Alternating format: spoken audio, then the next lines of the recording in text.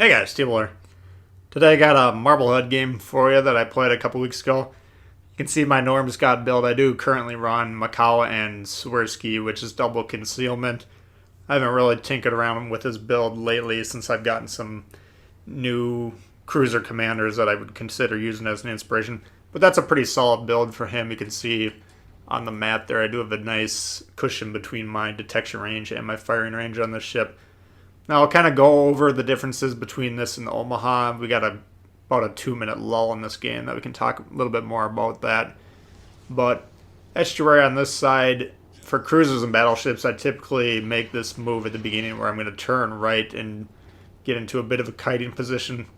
What you want to do, you want to be aware of this island that's directly in front of my ship right now. You don't want to turn so that is on your right hand side, you want it on your left hand side. If it's on your right-hand side, you're forced to stay broadside to these targets, or you're forced to turn into them if you're going to angle. Either way is not a good move. This estuary map is quite compact in these loading zones, and you don't, especially with cruisers, you don't want to be forced to be pushing in there. So that's how I typically like to play this map. Now, kind of playing over in this southeastern zone, this will give you a crossfire. Especially on higher tier games, a lot of people will sit in the base for quite a bit of the game. So pushing out this way will give you kind of crossfire situations. You can also counter destroyers or any other players like this cruiser that kind of push outward. So we're going to switch over to AP here and finish him off. Now, the Marblehead has good HE and good AP rounds, so you do want to be actively switching. Cruisers broadside, definitely switch over to that AP. The reload's quick enough where you can switch back and forth as needed. We'll show a broadside battleship here in a little bit. You can use either or. I mean, if you're close range, which you shouldn't really try to be in these squishy cruisers like that, you can switch over to AP and have some success. Longer range, usually you're just going to want to fire HE. But here, I'm teaming up with this friendly destroyer on my team, and we're trying to get rid of these destroyers on their team. They're capping, and why I switched over there, I'm just assuming that that destroyer on my team is going to finish off this walkie-talkie. Now, because of the quick reload on this ship, I probably should have stuck with that walkie-talkie and attempted to kill him. It's especially when you're playing battleships, if you have a low HP target on the enemy team that someone on your own team is targeting as well, and you think they're reasonably certain to finish them off quickly, a lot of times you'll want to switch just to not waste a full reload on a low HP target like that. But in this case, with a quick reloading cruiser, I should have finished that initial ship off. But we do get the kill on that ship and the Smith. That puts us at 3 kills right off the bat, so we've effectively cleared off this side. Now, having cleared this side off and recognizing the enemy is capping A, I'm attempting to cap this objective here. This is a mistake. I need to turn off and kite away from the ship. I see this is a common mistake for cruiser players. They push into battleships, which is a losing proposition for them. And I'm making that mistake right here. And it's because I'm attempting to cap. It's impossible for me to cap. All these guys have to do is hit me, they'll reset it. So poor play here, but it does put us within close reach of this T-22, which we're able to blast away at and finish him off shortly.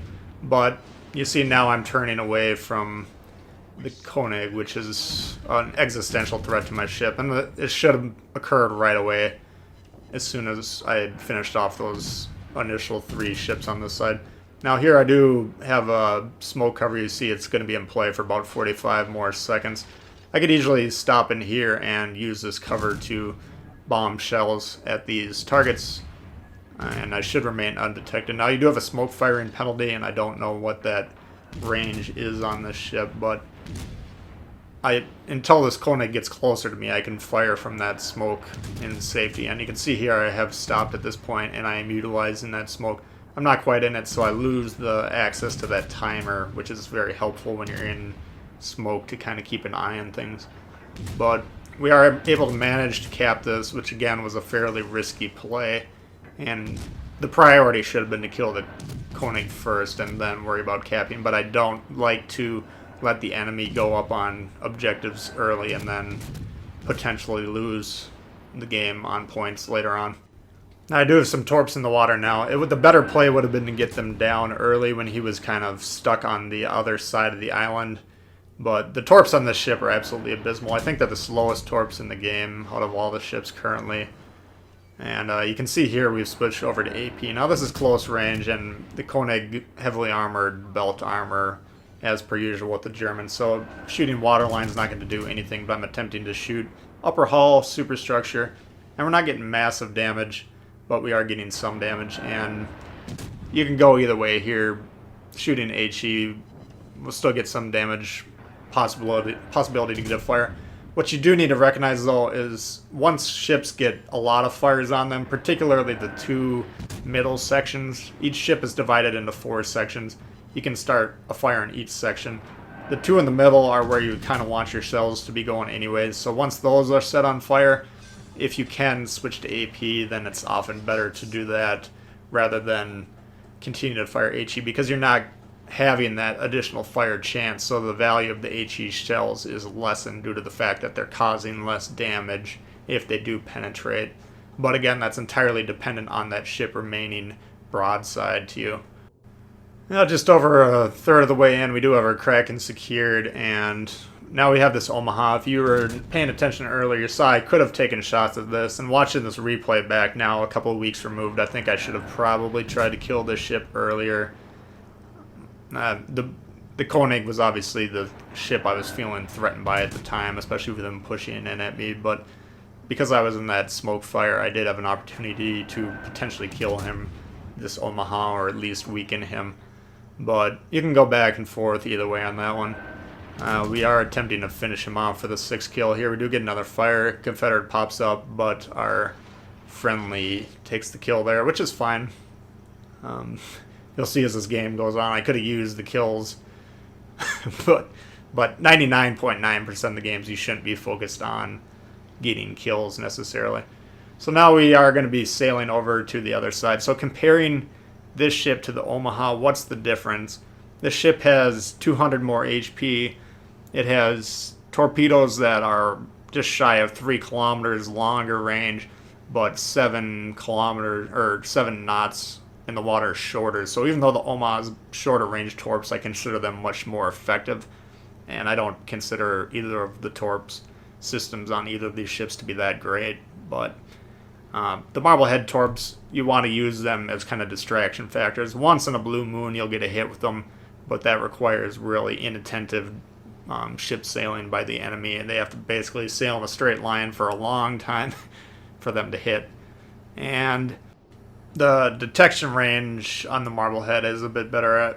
I got 10 kilometers on this one compared to 10.4 on the Omaha, at least last time I wrote these down, which who knows when that was, but slightly better detection range. So out of the stats that we have built into the game, they're easy to check. They're really quite similar ships on paper. So being so similar to the Omaha, why do I consider this a really strong ship just based on my own performance. I usually play this as my weekly Tier 4 premium ship for the promotion orders that you get each Sunday that come out. But, I very rarely play the Omaha. The Omaha is a very strong ship for people that play it well, but if it's played poorly, it's very easy to delete. And I think maybe this one performs better for me just because people on the opposing team don't tend to know what the hell it is. And a lot of times when people... I notice this when new premiums come out. When people aren't familiar with a ship, they are almost kind of afraid to shoot at it, or they're not sure what the hell it is. So maybe that's the difference between the two. I don't know, but I did play the Omaha recently and had a ripper in that ship as well. So again, they're both very strong ships, but for me, the Marblehead, whenever I see it, I usually try and kill them just because I'm aware of what they're capable of here. So now that we've moved over to the other end here, we do have 3 available targets, and that could potentially put us at 8 kills, which would be very nice. So priority number 1 is the destroyer. Late in the match, destroyers need to be killed because they can cause problems, especially if I'm to die here. We could definitely, we got a nice lead in this game, but I don't like to trust my teammates to lose or win the game if I happen to die. So removing this German destroyer would be step number one to ensuring a win. And you can see here, I do have Norm Scott at 16 plus 1, so my accuracy is about as good as you're going to get on this ship. And it is a accurate ship to begin with, you know, if you have a mid-level Norm Scott or whatever commander. I'm sure even Kincaid or Mr. Dewey would do just fine in this ship as well. But this is a fairly long distance destroyer shot, and we're able to, you know, despite missing that last salvo, we're able to whittle him down with ease. And we get the 6th kill there. Now we do have a Wyoming, and then we have the other battleship, I forgot what it was, to the north. And this is kind of ideally where you'd want to play this ship. I mean, you can get away with playing at kind of closer range as you saw earlier in the game.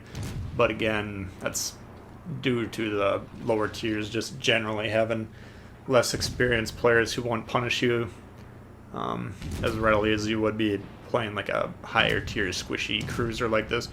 But playing at range here, basically, if you look at the map, I'm near the edge of my firing range, kiting away, and the maneuverability on the ship is good enough where even though I'm low health and I could potentially get one shot here, I'm not really feeling threatened. Now, looking at my screen, I don't have the perk that tells you who's targeting anymore. I used to play that with Norm Scott. I've been experimenting with the enhanced AP damage / penetration on this build lately, so you'll notice that I don't have that indicator popping up saying that I was being targeted by the Wyoming. I still think that's a very strong perk, and I probably, I don't know, I could go either way on which would be better. But we do secure him for 7. And here I'm thinking, alright, this Iron Duke, I'm kind of hoping he kills this destroyer just so I can get the 8th kill. But he does get torped, and that finishes off at 7 kills. So, again, the Marblehead's a very strong ship, and I suspect it might show back up in the store sooner or later, so I thought I'd give you another look at it. Hope you did enjoy it. If you did, please hit the thumbs up. New to the channel, consider subscribing. A lot of World of Warships coming all the time for you. Questions for me, comments, leave them below. Love to hear from you guys. And we'll see y'all later. Alright, peace.